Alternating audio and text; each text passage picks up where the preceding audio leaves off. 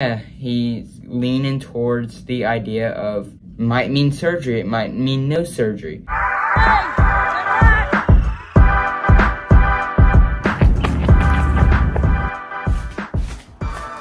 Alright guys, today is the day we go to the second doctor's appointment. And so, I guess we'll see what he says. Praying for good news, because I'm ready to start running.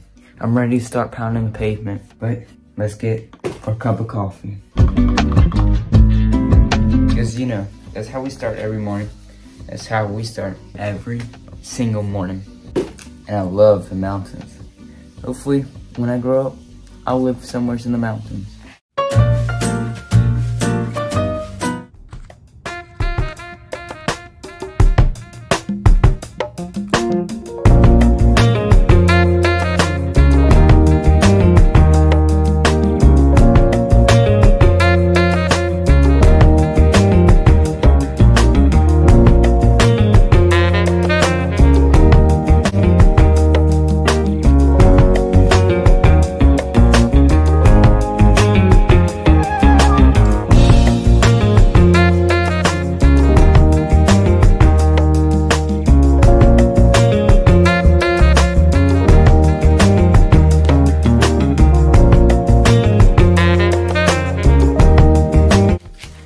Can't forget the sweatshirt because it's always cold in the doctors, and I made that mistake last time and I was freezing. So can't forget the sweatshirt. Nor the pants.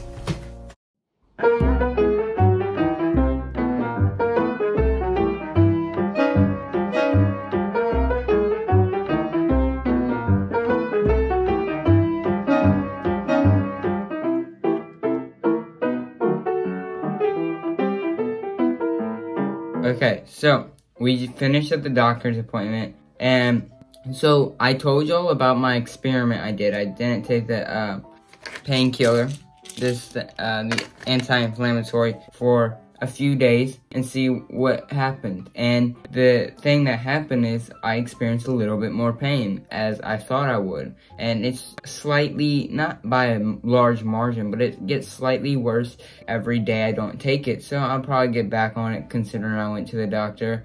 I forgot to ask him if I should take it or not, but considering I have 3 refills on it, I'm just gonna take it because it does help the pain go away. And I do not like the pain I do feel. And it drops. Okay, so yeah.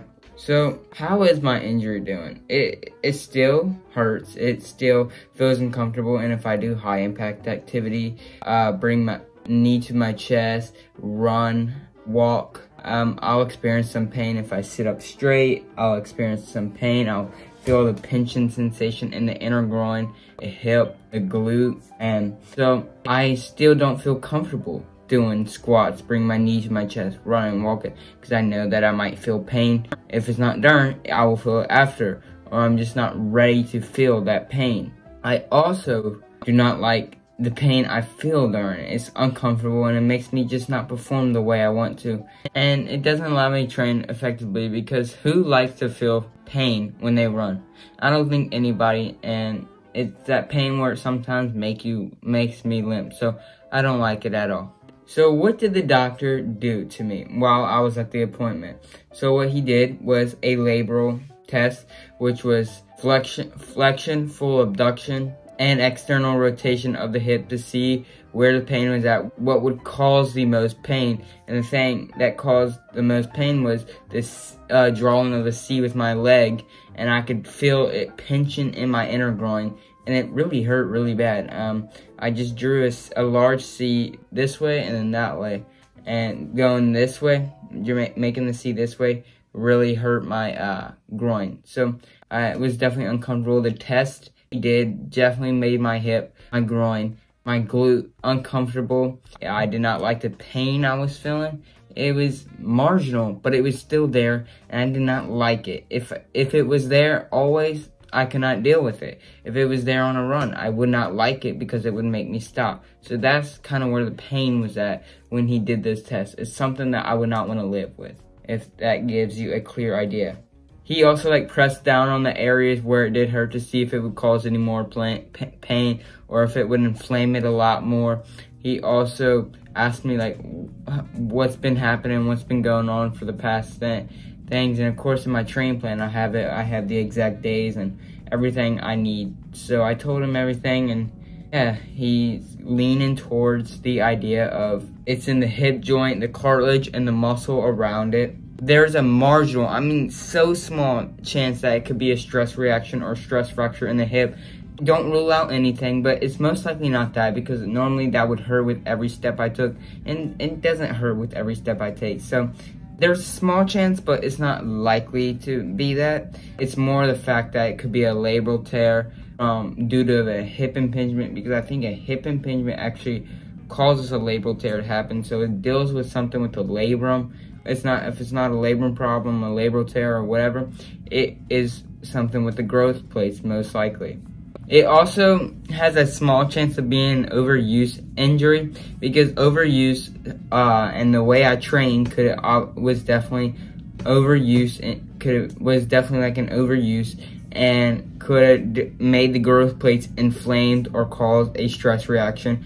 But it's most likely not that, because the rest I took would normally make a overuse injury heal, and so most likely it's not an overuse injury. So my next appointment is, I don't officially know the date, but it is an MRI test. An MRI with contrast, which means that they will inject a dye into my hip or an area around that to see more color, to see if like the labrum is leaking or something. If it is, it means it's a labral tear. If it's not, then it's most likely growth plates. But what does that mean? It means that, I don't know what it means. It means that growth could take a whole year.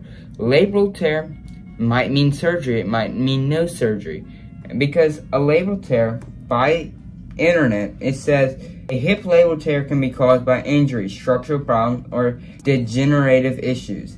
Symptoms include pain in the hip or stiffness. A hip labral tear can be treated non-surgically or with surgery in severe cases, which obviously sucks if it does include surgery, because a hip labral tear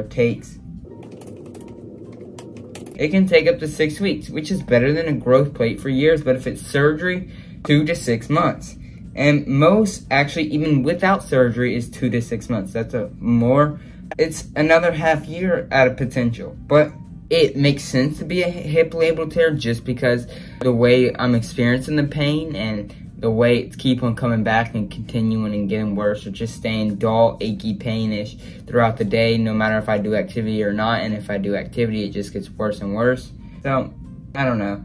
And then an MRI with contrast is just gonna help see more color, and yeah.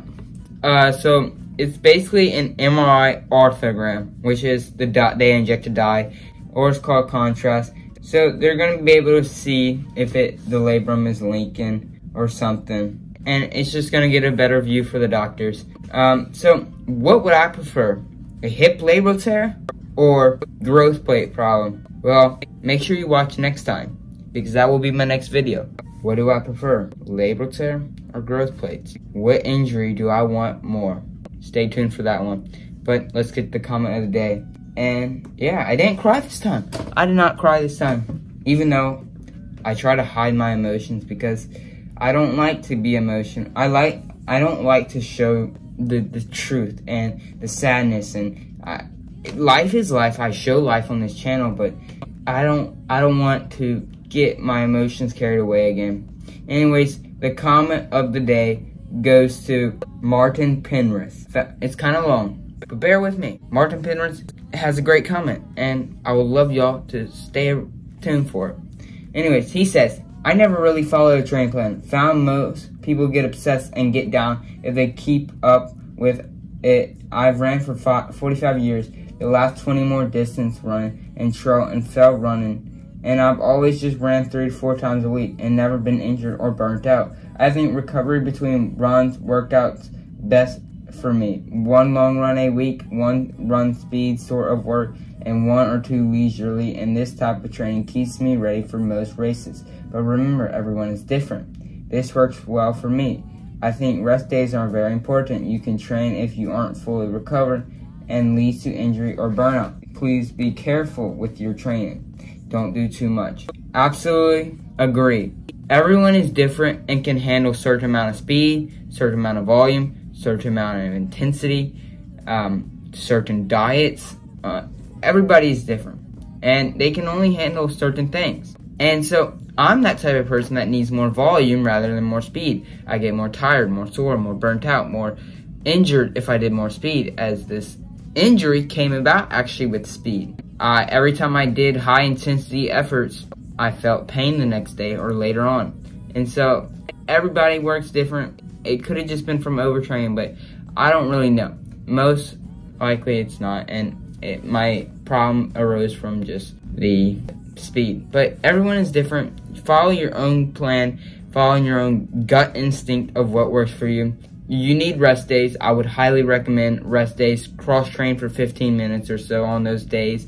Or you could just take a full day of rest. Relax the mind, relax the body, because if you're not recovered completely and respectively, then you will not be able to run the next day. You will not be able to run the future train block. You will not be able to run any days because you'll be burnt out or injured or super tired, and you don't want that. I'll put a video up right here. This little box that you want to watch. I can't make a box. Anyways, make sure you seek happiness, achieve goals, and find glory. I will see y'all in the next one. Peace.